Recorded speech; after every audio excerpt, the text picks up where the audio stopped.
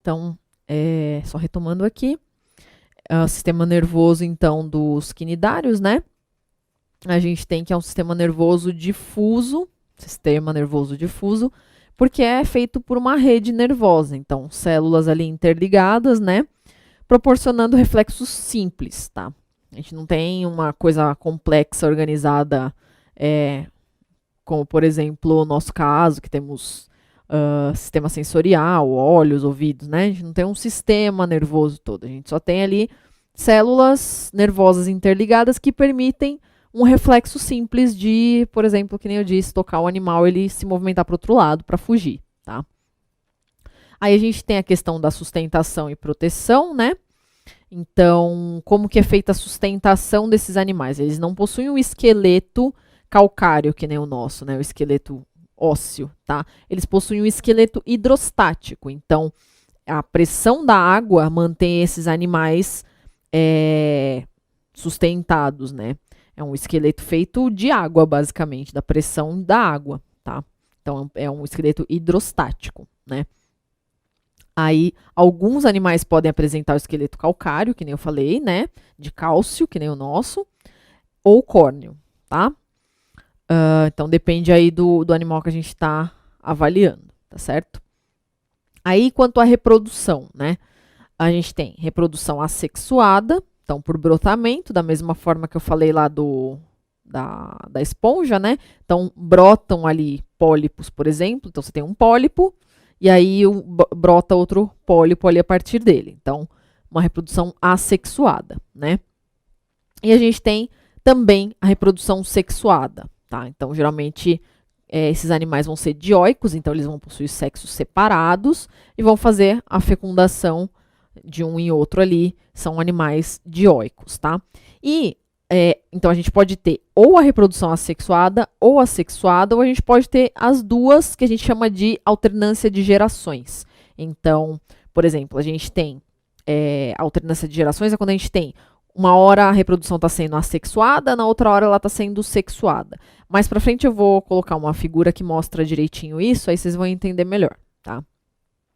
A fecundação é geralmente uma fecundação externa. Então, os gametas se juntam fora do corpo dos organismos, né? Vão se juntar no ambiente externo. Desenvolvimento geralmente indireto, feito por meio da larva chamada plânula, tá? Então, acontece a junção dos gametas, o zigoto se desenvolve numa larva chamada de plânula, e essa larva dá origem ao organismo adulto, né? Quais são as peculiaridades desses seres aí, dos quinidários? Eles possuem células chamadas de quinidócitos, né? Que é uma célula urticante, é uma célula que queima. Então, vocês já devem ter ouvido falar, ou já presenciaram, ou mesmo já sofreram com isso, queimadura de água viva, né? Então, como que ela faz a queimadura? Ela utiliza essa célula chamada de quinidócito. Essa célula, quando entra em contato com a nossa pele, ela dispara uma substância urticante, né, que faz queimar ali aquela região, tá certo? Bom, aí outra peculiaridade são os dois tipos de formas dos quinidários, né? Forma de pólipo, que é aquela forma séssil que eu falei, né? Que é o animalzinho paradinho ali, e forma de medusa, que é quando o animal está se movimentando. Tipo, uma água-viva é uma forma de medusa, tá?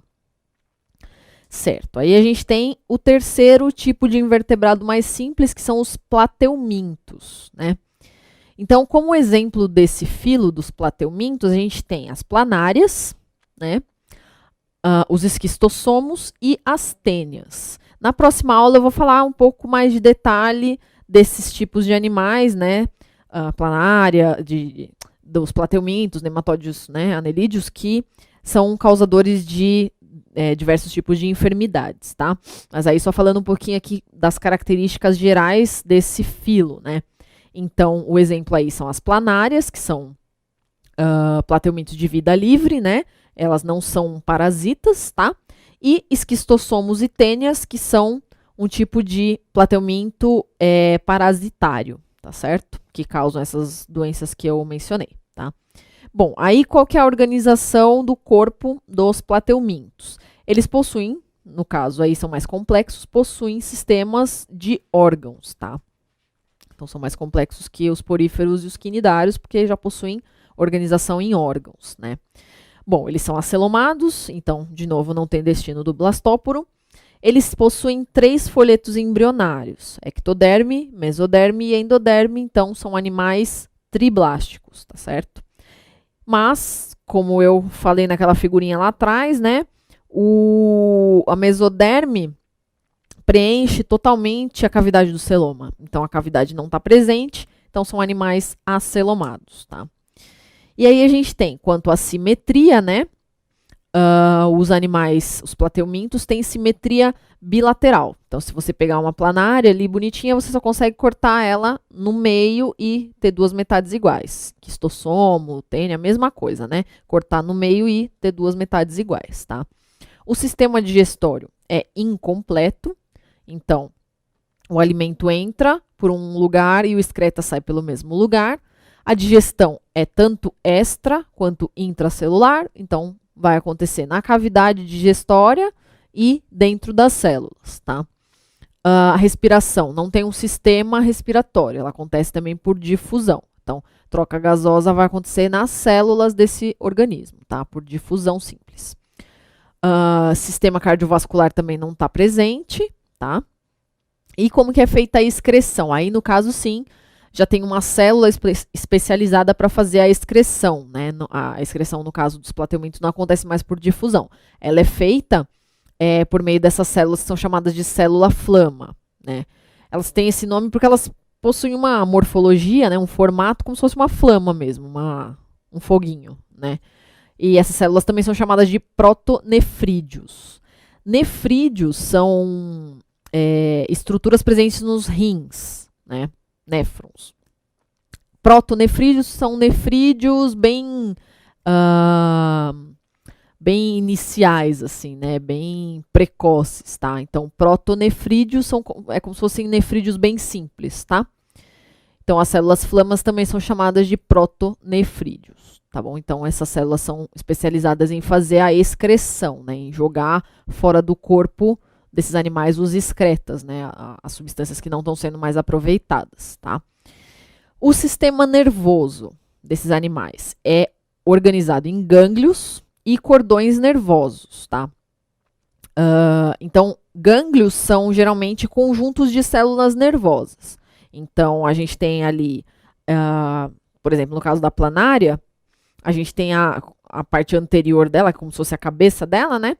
E aí tem os gânglios nervosos ali, a junção dessas células nervosas organizadinhas, né? E cordões nervosos que vão fazer a troca de informações ali, né? A comunicação, tá? Desses gânglios nervosos com o resto do corpo da planária, tá certo? E também a presença de ocelos, que é como se fossem olhinhos bem primitivos, que eles só basicamente vão distinguir aí a questão de luz, né? Ausência e presença de luz. Então, eles são responsáveis pela sensibilidade à luz, tá? Então, se tem luz ali, a planária foge. Então, ela consegue identificar onde tem luz, onde não tem luz. Então, por meio dessas estruturas sensoriais, né? E aí elas conseguem se movimentar contra ou a favor ali de algum lugar, tá? Aí, quanto à sustentação e proteção, de novo, não tem um esqueleto calcário, né? A gente tem um esqueleto hidrostático, então um esqueleto organizado pela pressão da água, tá?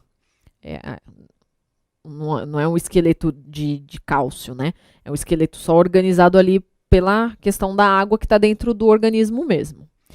Quanto à reprodução, né? São animais que fazem reprodução assexuada ou sexuada, tá? A maioria deles vai ser, quando fazem reprodução sexuada, vai ser monóica, né? Então, hermafrodita, tá? Fecundação interna, então ocorre dentro do organismo materno.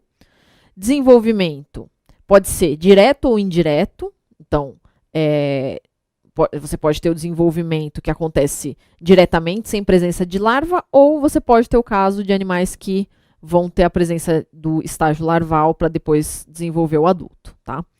E algumas peculiaridades, né?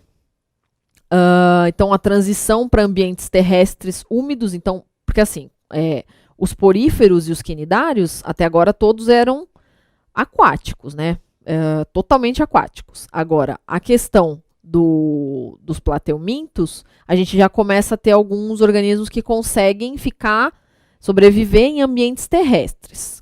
Contudo, o ambiente terrestre precisa ser úmido, porque lembra que eu falei lá em cima que a respiração é feita por difusão? Respiração por difusão só consegue ser realizada se o corpo do animal está num ambiente úmido, né?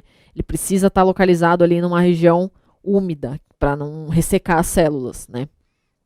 Então aí a gente começa então a transição para esse ambiente terrestre úmido nos plateumintos, tá?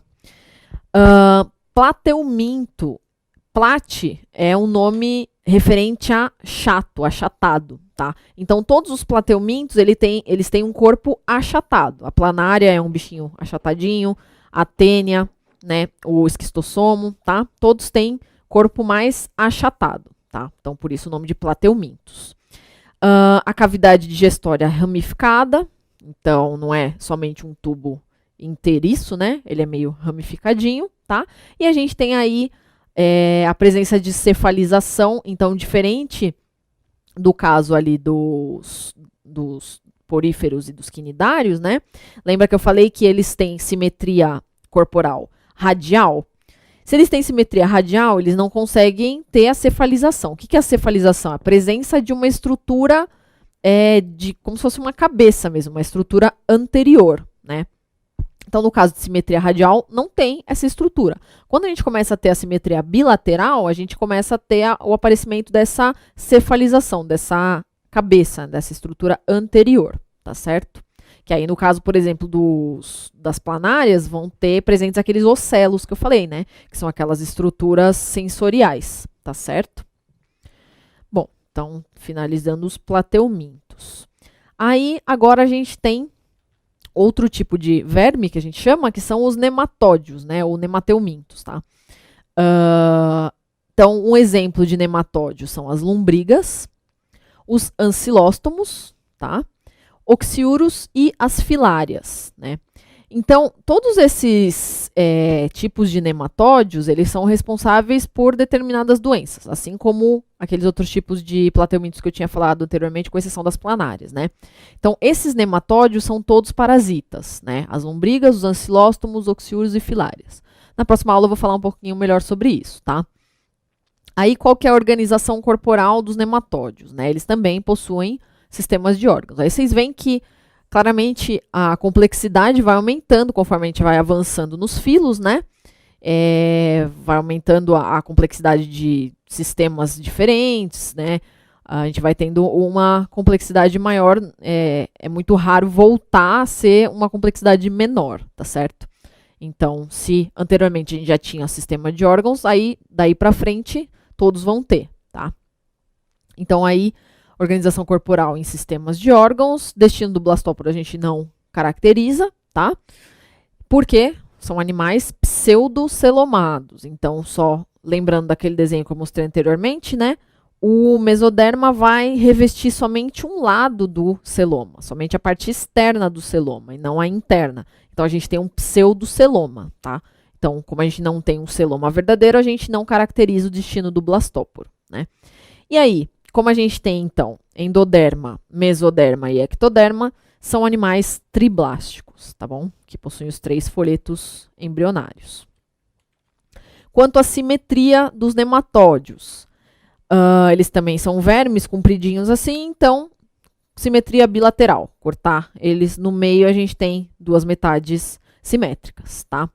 Sistema digestório vai ser completo, então, o alimento entra por um lugar e sai por outro, né? E digestão extracelular, então toda feita dentro do tubo digestório e não mais intracelular, não precisa mais ser realizada dentro da célula, tá certo? Vou dar um tempinho e daqui a pouco eu volto.